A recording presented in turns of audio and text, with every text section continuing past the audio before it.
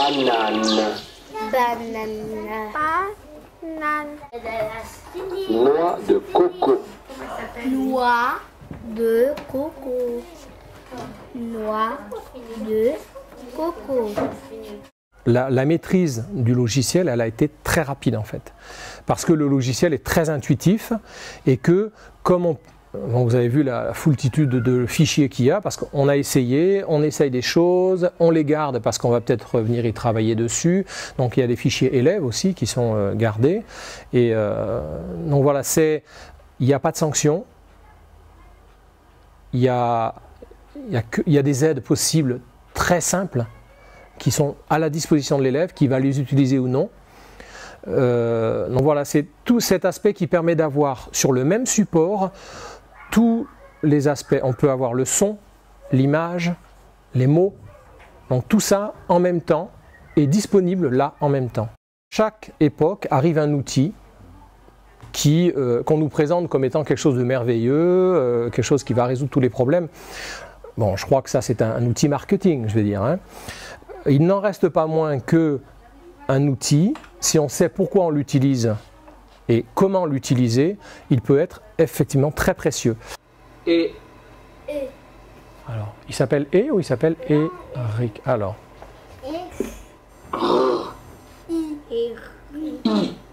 Et puis. Si tu cherches la lettre Q, tu vas avoir un problème. Là, c'est les sons que ça fait, hein. Ils arrivent mieux sur le TBI parce que peut-être que sur la feuille ils n'arrivent pas à écrire ou quelque chose dans le genre, mais en tout cas ça leur sert bien. Ils apprennent en jouant. Je pense que ça leur apporte plus de facilité comme ils ont un peu des problèmes scolaires. Si j'utilise ça en étant si près de la retraite, c'est que je l'utilise en toute connaissance de cause, je veux dire. C'est-à-dire que je ne réponds pas à un effet de mode. Maintenant, avec le recul, c'est vrai que c'est un outil qui m'apporte, à moi, beaucoup de souplesse, puisque maintenant je le maîtrise, et puis qui apporte aux enfants, enfin je crois qu'il suffit de les voir, hein, ça leur apporte de l'attention par exemple. C'est beaucoup plus facile de fédérer une attention autour d'un écran. Je citerai un exemple juste de Clémence, hein, cette petite fille pour laquelle j'utilise la loupe, là, hein, le projecteur pour qu'elle puisse lire comme il faut, qui est dyspraxique. En écriture, pour laisser une trace écrite, moi je l'ai fait travailler et je l'ai vu travailler des temps infiniment plus importants que ce qu'elle fait sur papier, parce qu'elle ne peut plus sur papier, hein. Ils nous ont fait faire des maths, du français et plein de trucs.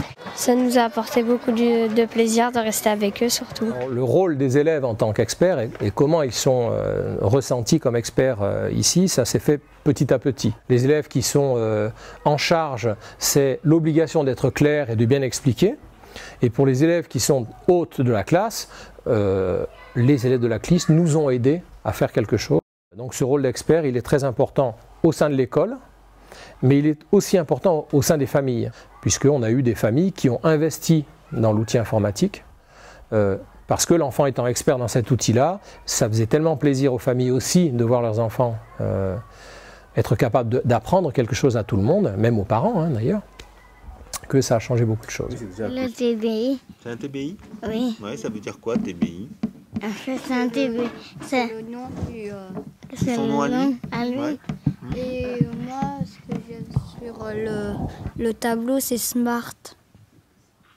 C'est quoi, le nom Smart que tu as? Ah ouais, quand ça s'allume? Oui, tu peux faire plein de choses. Synthèse, moi je dirais une facilité de concentration déjà, donc un gain en concentration, mais franchement non négligeable. Et puis tout ce qui est cet aspect, voilà, en même temps c'est désaffectivé, mais en même temps il fait partie de la classe, et à ce titre-là, voilà, il y a de l'affectif quand même dans l'outil, mais la relation au savoir, la relation aux apprentissages se trouve désaffectivée.